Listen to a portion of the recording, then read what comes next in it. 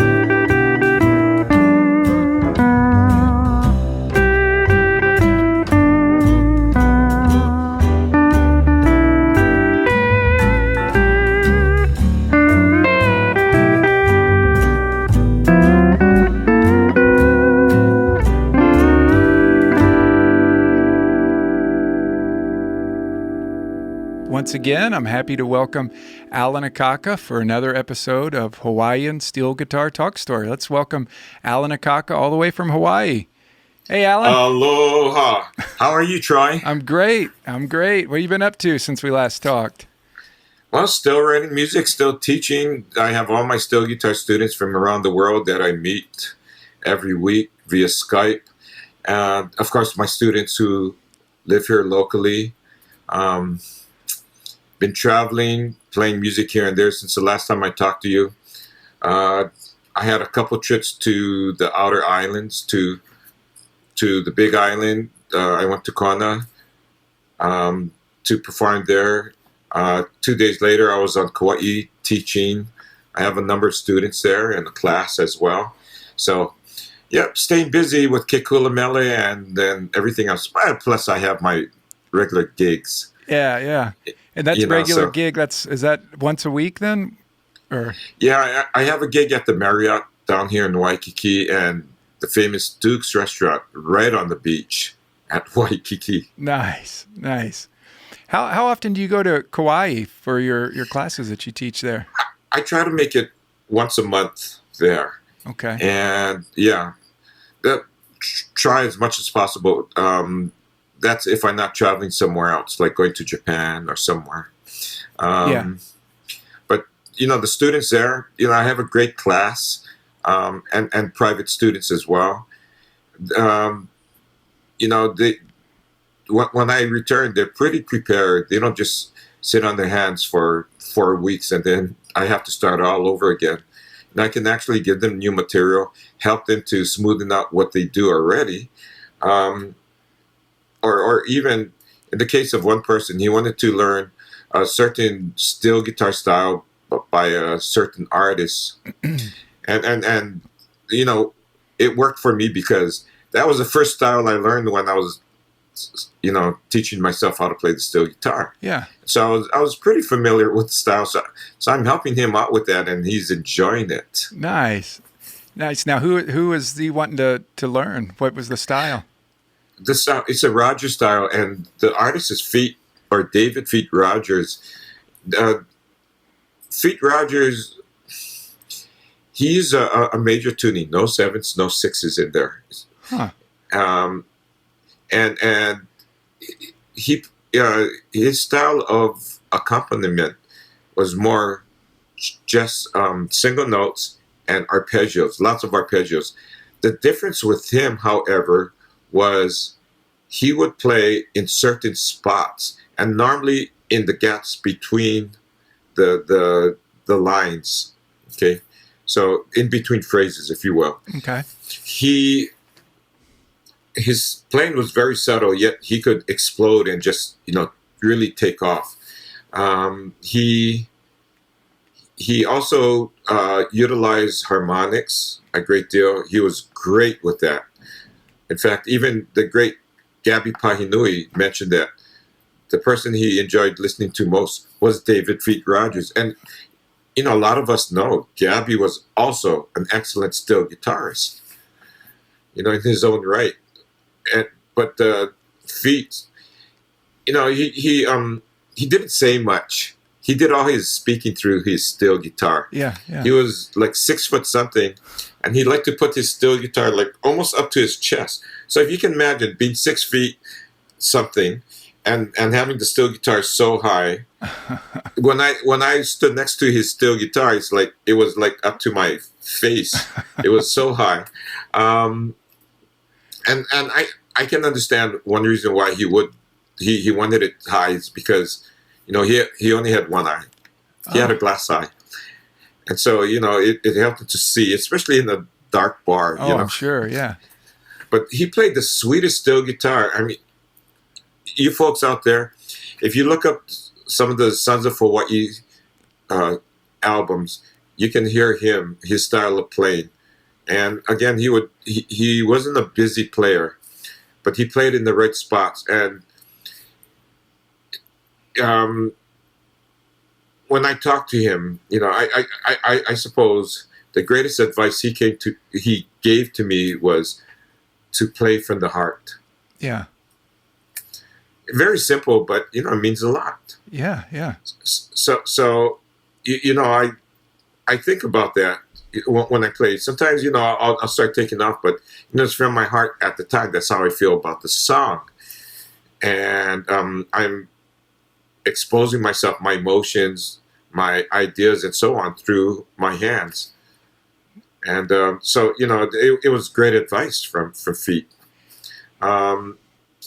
So there's other recordings. Unfortunately, I think they're out of print. But he did some instrumentals, which were just so beautiful, so gorgeous, so melodious. It's called Slack Key and Steel Guitar by Hula Records. If you can find a copy of that, you ought to get it because Feet did a wonderful job. There's actually 2 volumes, Volume 1 and Volume 2 of Slack Key and Steel Guitar. Feet was the artist on one. Gabby Pahinui was the artist on the other on steel guitar. And it's classic Gabby Pahinui playing his steel guitar.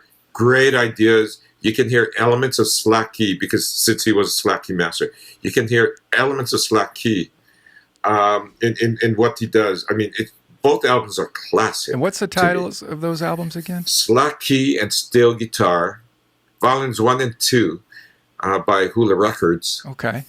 So you might have to look on eBay. I'm not sure if CD Baby would have that today. Yeah.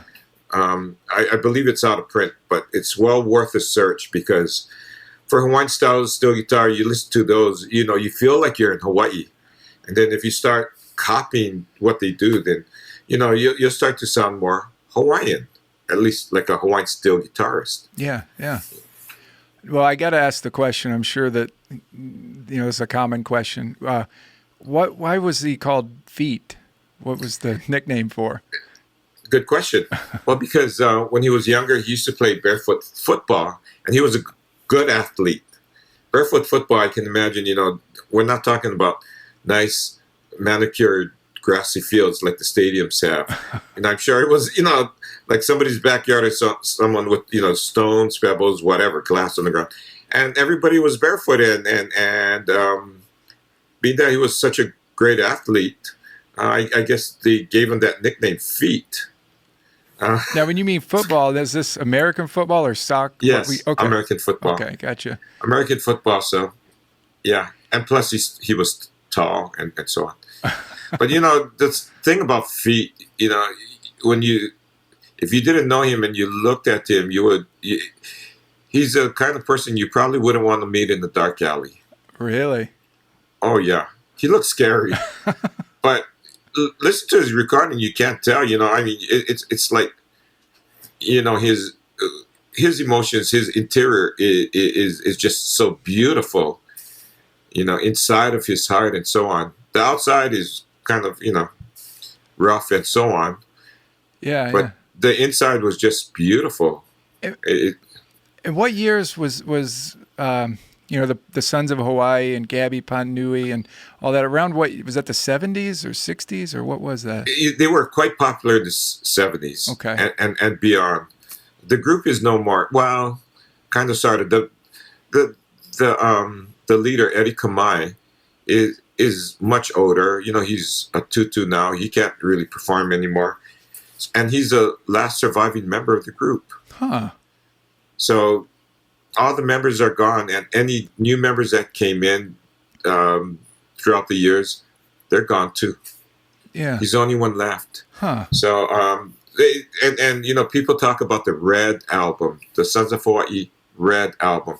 And that features Gabby, Pahinui, Feet on the steel guitar, Eddie, of course, Joe Marshall on the bass, and a brand new member who became a legend from that point on, and that was Mokiale. Mokiale, who, by the way, is an uncle to the famous Israel Kamakawiwo'ole, Ole, or Brother Is. Oh yeah. And there's a song that I'm gonna share today that's called Henehene Kou, and Brother Is recorded that song, and you can find that on CD Baby or iTunes, and so on. So anyway, there's many that joined the Sons of Hawaii throughout the years, and another great member or another legend was Dennis Kamakahi, who wrote many songs that people sing and play today, like Wahine Ilikea, Puahone, Koke'e, Ehihi Vai. I mean, many songs. He wrote more than 100 songs, and unfortunately, he passed at least a couple years ago. So we lost another great one. Oh, that's too bad. Yeah. So yeah, Henehene Kou is the song of choice today. Okay. But anyway, well, do you have any other questions? Well, I have a question. We haven't really talked about at least in our lessons, and I know a lot of people who may be just getting into Hawaiian music or who know nothing about it, they know of him because of his version of Somewhere Over the Rainbow, right? Mm-hmm. And anyways, when I was doing some research on him, I got on YouTube and saw, I guess it was his funeral or something where all these people were in the ocean and they had a boat and they were on their surfboards, and I guess they poured his ashes into the sea. I mean, is that a common thing in Hawaii, or is that just common? No, but they do that. They've done it with others too as well. Not only Brother Is, but he was such an icon in music, and when he died, he wasn't that old. Yeah, of course, somebody who's carrying around 700 pounds. Yeah. Will struggle through life, and he did. He tried to lose the weight. He couldn't. I mean, over the years, he got bigger and bigger and bigger until he hit about 700 pounds. Mm. So it was hard for him to get around or even to walk very far. In fact, I think I still have his phone number. I never had to use it all these years yet. And his daughter, his only child, was one of my music students. Oh, really? Yeah, so that's neat. So I could call Brother Is, and I knew the musicians that played with him, all of them. Yeah. That to me they're all great guys and so on, great musicians. Together, they had quite a band. Brother Is himself, he was a bad boy in school. I had a teacher friend who was his teacher back, in his area, the West Side, we call Waianae. And he would go to school, but he wouldn't go to class. He preferred to sit under the tree with his ukulele. And she would go up to him and say, "Hey, Israel, come to class. You shouldn't stay out here." But school wasn't for him. However, in spite of all of that, he was a great role model for many. His ideas. He was a deep thinker, and when he was on the stage, he had complete command of the stage and his audience. And the things he said were very pono. Pono, P-O-N-O, is a word we use for righteous. Yeah, being pono. And even when he talked about gangs and the handkerchief and the colors, he says, "You know what the handkerchief is? What it's good for? It's good for blowing your nose." It's like, come on, gang members, get with it. Yeah. That was a message to me. You don't need to do this. What is that cloth in your head? It's just for blowing your nose. And when he recorded "Over the Rainbow," he did change the lyrics and so on. But I remember he would go in for hours to record, and he would do one song after the other, or just do a song, and the tape would be going, and he would just do a song, maybe do the song again and so on, maybe get other ideas, try it and so on. So the producer just kept all of this, and even after Brother Is passed, the producer was able to take some of these recordings and add background, rhythm, even vocal backgrounds, or even an orchestra behind it. Yeah. And you know what? He did a fantastic job, keeping Brother Is alive, and so on. So "Over the Rainbow," changing all the words, I thought at first, oh gosh, what is he doing? Yeah. But you know what? Now it's the most popular version of the song. So when people ask for "Over the Rainbow," I know exactly what they're asking for. They're not asking for "somewhere over the rainbow." Yeah. Yeah, just "Over the Rainbow," and even the style and so on. And when I do it at Duke's, I can see people singing along. People from Australia, Yeah. from Japan, from the mainland U.S. People are singing along. So and in Germany, "Over the Rainbow" was a top hit for, well, not several weeks, not several months, but I think more than a year. Wow. And that was incredible. For a island boy. Was he still alive when that became real popular? I think it was after his passing. Oh, okay. Yeah. That's too bad. I think he died, I believe, in the late 90s, 97, if I'm correct. And I don't quite remember, but anyway, in fact, I could look it up right now. Yeah. Brother Is. Yeah, let me look. Oh, you know what? And I'm actually on Facebook now. I sent out a note to see if anybody had any questions, and we got a question here. Hey, okay. Well, okay. Brother Is. Let's see. Yeah. So he died in 1997. Like I said, yeah, June 26, 1997, which was about the same time that that Princess Di passed. Same year. Yep. Just a few months. Yeah, I mean, he died in June. She died, I believe, in August. So it was the same year, 97. So okay, what's the question? Okay. Dan from, I'm not sure where he's from, but from Facebook asks, any tips for holding/controlling the bar? He says, I always feel like I'm going to drop it. Maybe it's my overall position when playing. And then he says, tips on posture and seating. And then he says, love the podcast, especially Alan's history lessons. Hey, thank you so much, Dan. Okay, let me grab my trusty instrument. Sure. Okay, let's see. Let me put this down. Now, Dan, I'm not sure what kind of bar you're using, if it's a Stevens type bar or it's one similar to mine.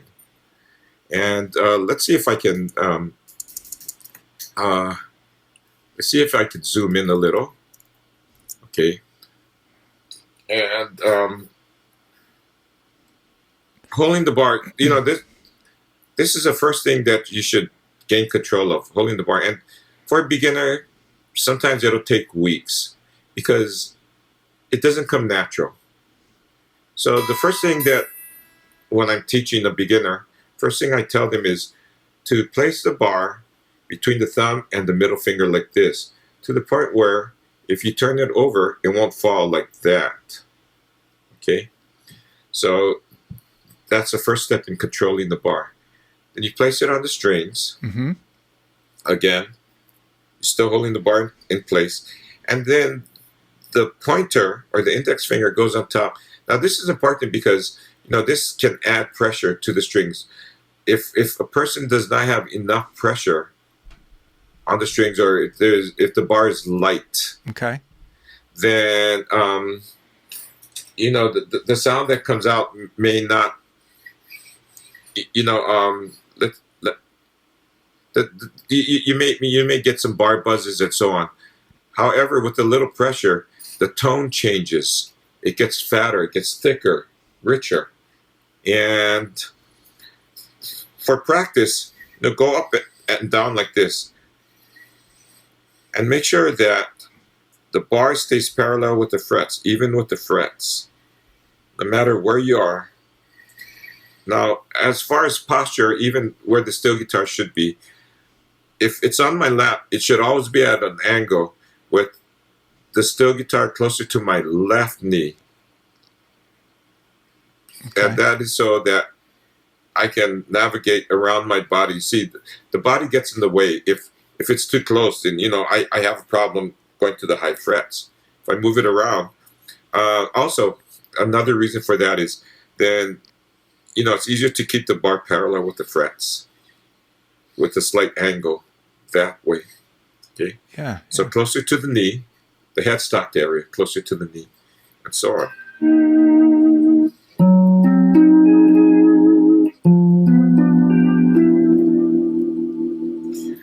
And then the other thing too, okay, I'm not sure if you learned how to do slants, such as the forward slant, reverse slant.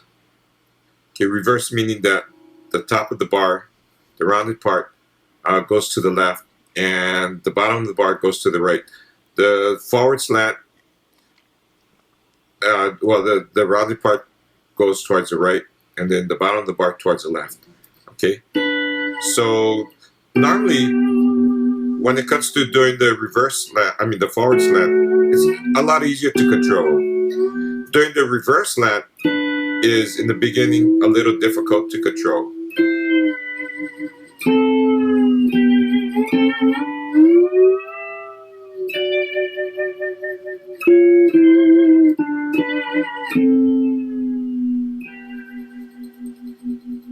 Nice. Yeah.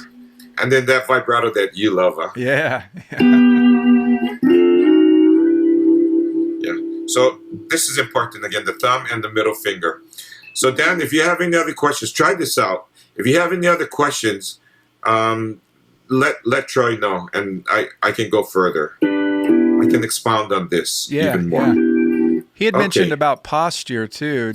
Posture. Yeah. Yeah. As far as posture is concerned, it's better to lean a little forward so that you're looking on top of the neck this way rather than looking this way. And another good reason for that is because when it comes to the right hand picking, the farther you lean back in your seat, that kind of alters how you pick.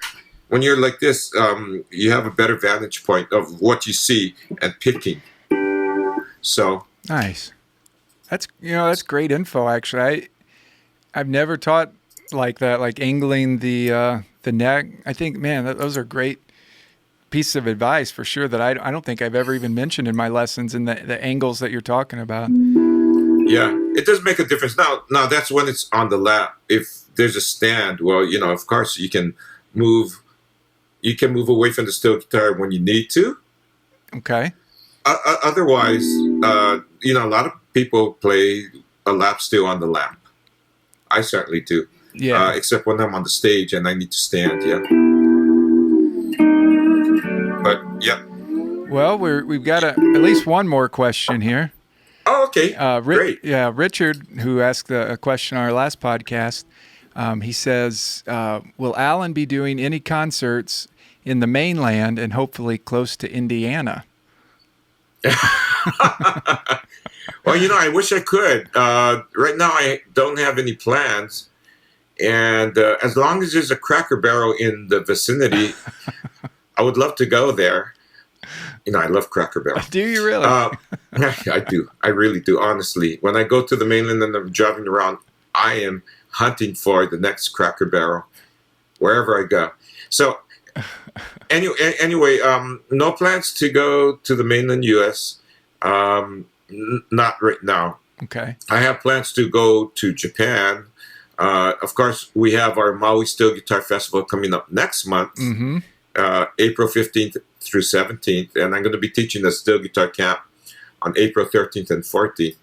And then we have, and this doesn't involve any travel except for me to go to Waikiki from where I live.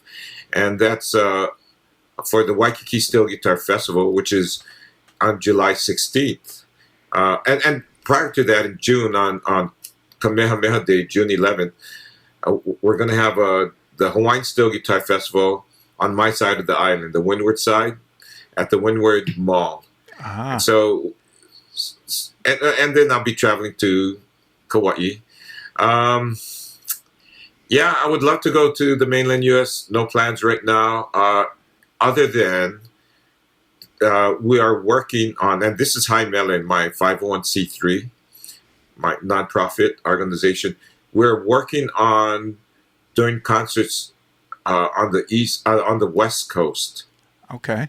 So little by little, we're adding more steel guitar festivals to our schedule, and in order for all of this to happen too, we have to find those who support our cause. We always will accept contributions and donations from anybody who wants to help perpetuate the voice of the Hawaiian steel guitar. Absolutely, yeah. And Hawaiian music too, because steel guitars, especially from Hawaii, normally play more Hawaiian music than any other music. Yeah, we can play other things, All of Me or whatever, Over the Rainbow. Unlike ukulele players, there's many great ukulele artists today, young ones too, but you hardly hear Hawaiian songs. Big difference between the steel guitar and the ukulele. Big difference. Yeah. So I'm the type of person that I want to perpetuate the Hawaiian music culture, and I do it through my Hawaiian steel guitar. That's great. So now, have you been to the Fort Collins Hawaiian Steel Guitar Festival in Collins? I haven't yet. Someday I will go. Yeah. I was thinking of going this year, but there might be something else coming up in Japan. Another convention, and it's for the Hawaiian Steel Guitar Association, Japan. Ah, okay. Yeah. So I may go to that. I'm not sure exactly when that is. I know the one in Colorado is in October, and so on. Yeah. Yeah, sure. I would love to fly over. Yeah, But then the other thing I have to keep in mind too is I have a school here. Yes. And I do work with my students to do at least 2 concerts a year, 2 major concerts, as well as concerts here and there. When invited, especially at shopping centers. Yeah, yeah. Hey, I had a question too. I've never visited Japan, and obviously you go there quite a bit. Can you tell maybe our listeners a little bit, what's Japan like when you visit there? What's your feel of Japan? Well, Japan is part of Asia, right? There's Chinese, the Koreans, Japanese, Mm-hmm. and then, Southeast Asia and so on. And they're all very different. They're all very different. Their culture, their mannerisms, and so on. Japan is my favorite because the people seem softer and very polite, with all the bowing and everything, with apologizing, even if something little happens. Or even, saying, oh, or apologizing for my trouble just to, find out a bit of information for them. Things like that. It feels so good to me. And the food there is great. Japan's not as expensive as some people may think it is. Yeah, there are, some priced restaurants and hotels and so on. But, there are good deals in Japan. If you want to tour Japan, you can actually buy a rail pass by JR, and only non-Japanese citizens can get them. And it's a great deal because it's like you can ride as much as you want, wherever you want. All you do is pay for one pass, a 1 week pass, 2 week pass. I'm not sure if it's more than that, if they have a 3 week pass, but it's a great deal. And you can find inns that are not so expensive. And, you got to check out the food. Be open to it, it may look weird, but it tastes great. But the people are really kind there. And when I go there, of course, I do concerts and performances at what they call live houses, bars. Yeah. Yeah. Yeah. And of course, the people that I see are fans, people who just love Hawaiian music. Not only me, they love Hawaiian music. Yeah, sure. And they take it quite seriously. When they get on the stage, they do their best. And sometimes, every now and then, I can hear a very familiar music arrangement. Or I can detect a certain style on the steel guitar. I have a friend who idolizes Barney Isaacs from Hawaii Calls. Yeah. And he sounds almost like Barney. I mean, really, really, really close to Barney. And so on. There are others that like to play like Saho PE and so on and so forth. Ah, okay. Yeah. Yeah, I notice on Facebook, and as well as you are, we're friends with a lot of the Japanese lap steel players. They're great. They're always posting videos of themselves playing, and man, they practice and they really take it serious. And you'd be surprised how good many of them are. Really good. Yeah. And again, they're so very polite. They're very kind. Yes. Sometimes they'll email me with a question, and so on. So I have students in Japan too. It's my way of practicing my poor Japanese language. Yeah, but yeah. So Japan. I love going there. They really roll out the red carpet. They really do. Yeah, I'd love to visit there someday. Oh, and there's many beautiful places, the temples, the shrines, the countryside, even the cities. I feel so very safe in their cities. I remember hearing stories of people forgetting like a purse or a briefcase and coming the next day and it's still there. Wow. Yeah. Don't get me wrong. There's still crime in the cities, but it's nothing like in other parts of the world. Nothing. It's very safe there. Even women are quite safe. Walking home like after midnight, very safe. Yeah. Yeah. So yeah. If invited, I'll be there. Well, that's great. Well, anywhere. Oh, for sure. I knew you traveled there a lot. I love getting your take on things like that. To see what the inside scoop, so to speak, on travel to Japan would be like. Yeah, and you can get a good deal flying over, from Hawaii, at least, the cheapest price I saw was what, $600 over to Japan. $600. That's maybe the same cost, if not cheaper, than going to the mainland U.S. from here, Wow. depending, of course. Wow, yeah. But not all. It can go up to $3,000 for a coach seat too, depending on the season.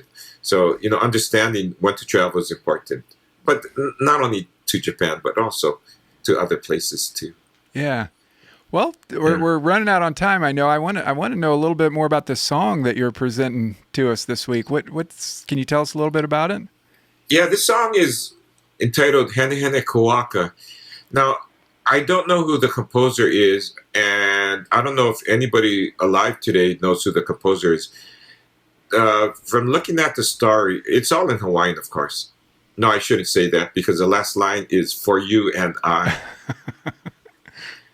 But it tells a story of jumping on an electric trolley car and going to Waikiki to go in the water there, enjoying a plate lunch of beef stew and whatever else they had on the plate lunch. I can just imagine. And it's not a single person; it's a group of friends, doing this. And funny thing is, one of my teachers from high school who I studied under, I was an independent study student for her. Her name is Nona Beamer. We called her Auntie Nona. Her son, two sons, Keola and Kapona Beamer, were the ones responsible for Honolulu City Lights, which became a big hit here. So anyway, Auntie Nona had mentioned to somebody, not to me directly, that she remembered as a student at school, hearing a group of boys doing a song like Henehene Kou. And then one day, this was approximately last year or a year and a half ago, I was sitting with my dad, talking story. Now that my dad's retired from the U.S. Senate, I can spend time with him here. I don't have to fly to Washington, D.C. to see him. and I normally ask him questions when I visit him, about, hey, what do you, when you were growing up, what did you do? Or so on and so forth. I try to stay out of the politics. Mm-hmm. What he thinks of this person or that person in politics. Because I know he has stories about that too. But anyway, so, he was telling me, oh yeah, and by the way, he went to the same school that I graduated from, the same school that Auntie Nona attended, the Kamehameha schools. So he says, oh yeah, he would catch an electric trolley and go to Waikiki. When going over the Alawai Canal, he would look down and he could see the water past the tracks. And he would go and surf at Waikiki and then take a break. And he would get a plate lunch for 15 cents. 15 cents. And it would be beef stew, 2 scoops of rice, and one scoop of macaroni salad. And then after that, he would catch the trolley back to his home. And it was a nickel each way. And then it dawned on me. I went, wait a minute. This really sounds like Henehene Kou. Catching the electric trolley, going to Waikiki, having a plate lunch, or having a beef stew lunch. So it sounds exactly the same.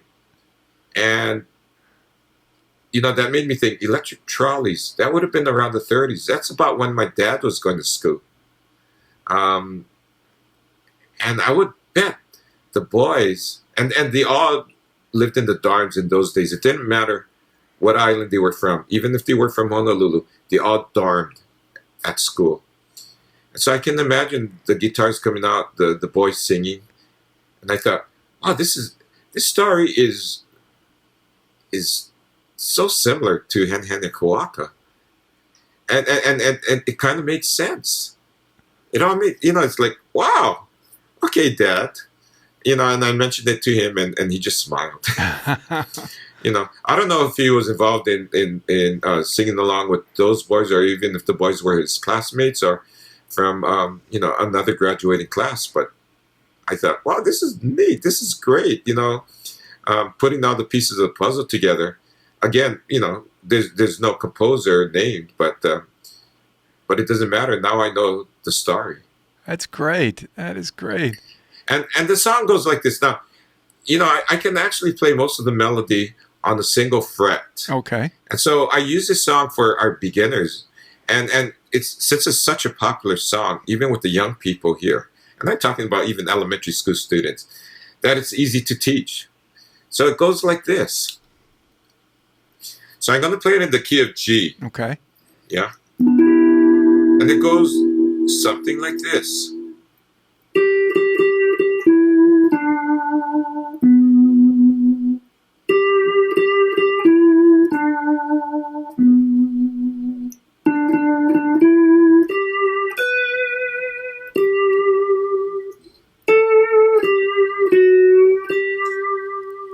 Followed by them. And then I do it again.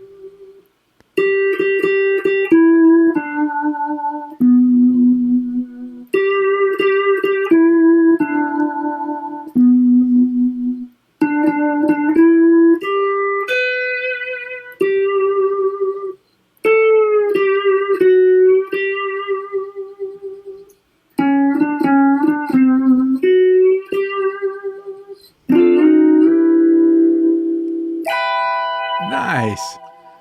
So in the arrangement that I wrote, I start with that simple figure, and then it becomes more and more involved. So if you listeners want to learn this song and learn the tab, Troy will make it available to you, and there's a backing track too, so you can play along with that. Another thing I would say is go listen to listen to his recording of it. It sounds like he's having fun with it. And actually, yeah, it was a party song. When I was going to high school, we sang this song, and it felt like a party song. We could have a lot of fun playing it. We could jam to it and so on. And when I was going to high school, we'd just sit out on the balcony with the instruments in hands. We would pull out instruments like the upright bass and the guitar, the ukuleles, and we would just jam song after song after song. Henehene Kou being one of the songs. Yeah. And yeah, it would be like a party after school. Nice. Just playing and singing and so on. And so, we call that a kanikapila. And we still do that today. In fact, if you come to any of our neighbor island, like the Maui and the Kauai Steel Guitar Festivals, at night we have kanikapilas. So anybody who wants to join can sit in and join in the jam session. Nice. Learn a few songs, jam a few songs. Everybody is having a great time, smiling, with your favorite beverage next to you. That's the way to do it. Now, is this the song that I heard, I think on YouTube, one of your younger students, the girl playing lap steel and singing? Is this the song that she... Oh, yeah, Little Malia. Yeah. Yeah, she did it. I think that, again, it's one of the first songs I taught her, and then taught her the words and everything. So she plays it. She still plays it today, but... now she can jam on some of the instrumentals. So, yeah, she likes doing that. And every time she does that, the audience goes nuts. Oh, it's great. Her little voice and everything. Oh, it's perfect. Yeah. Oh, yeah. And she's learning a lot of songs. I introduced new songs to her and so on. So her repertoire is growing. And not only that, she has a parent that is a famous singer here who does the traditional Hawaiian songs. And if I can't do the gig, well, guess who does? It's Malia. Really? She'll go, and you know what? She's getting a lot of exposure and a lot of experience and practice, being on the stage and playing. She has to figure out the songs by herself on the stage. And if the mother calls out an instrumental, Malia has to do whatever she can. And, it's amazing. She'll sit right next to me during lessons, and I'll give her a song, and then she'll start figuring out the melody on the steel guitar. Yeah. And she's young too. I mean, she's got Yeah. a bright, long future ahead of her, hopefully. Yeah. And I have other young ones like her too. Yeah, that's great. Yeah. So, Well, good. so anyway, yeah. So listeners, if you have questions, please send them to Troy, and I'll be happy to answer whatever I can. Yeah. Yeah. And hope to see you in Hawaii too, Troy, as well as all our viewers, I should say. Yeah, if I can swing it. I was checking flights the other day, but if I can swing it, I'd love to go there. It's a haul for me. I think it's like 11 hours or something, but Yeah, if you drive up to Chicago or Midway. No, if you go to Midway and you go to LA, well, of course, there's time involved, and then catch Hawaiian Airlines over, that would be about 5-6 hours. But getting over from, say, Midway over to, or even St. Louis, yeah, over to, say, someplace like Las Vegas or Los Angeles or San Francisco, that would be, I think, 3 hours, about 3.5 hours. So, yeah, would love to have you again. Oh, well, great. I'd love to come for sure. Oh, yeah. And just to let you know, so we have 3 artists from Japan coming. Okay. Before it was 1. Now we have 3. Nice. And they're bringing their students with them. So we're going to have a lot of folks from Japan there. Of course, people from other parts of the world too who will be coming to Maui. I'm looking forward to having just a blast and a big party. Yeah, yeah, it was so much fun last year. Man, I got to look into that tonight. Maybe I'll look into the flights again. Well, I would like to tell the viewers something else. We do have cultural workshops as well. I should say we have workshops, steel guitar workshops, talk story with some of the artists. We also have workshops, say for spouses or the better halves, like an ukulele workshop, slack key workshop, Hawaiian singing workshop, lei making workshop, and so on. So, yeah, it's good for everybody. For everybody, yeah. Plus music from morning till evening. So much fun. Can you imagine? 3 days of that. And it's all free. It's free. Just got to get the flight and the hotel there, and you're set. That's it. Yep. That's it. Yeah. Okay. Well, thanks so much, Alan. It was a great session once again, and I'd like to thank you, Troy, and all the viewers for viewing this podcast. Yeah, well, it's my pleasure. Every 2 weeks, it's always a pleasure to see what we're going to talk about, and it always ends up we got things that we can talk about, and hopefully I bet these questions will pick up, as we keep doing this for sure. Absolutely. Yeah. So great. So everybody from Hawaii, aloha.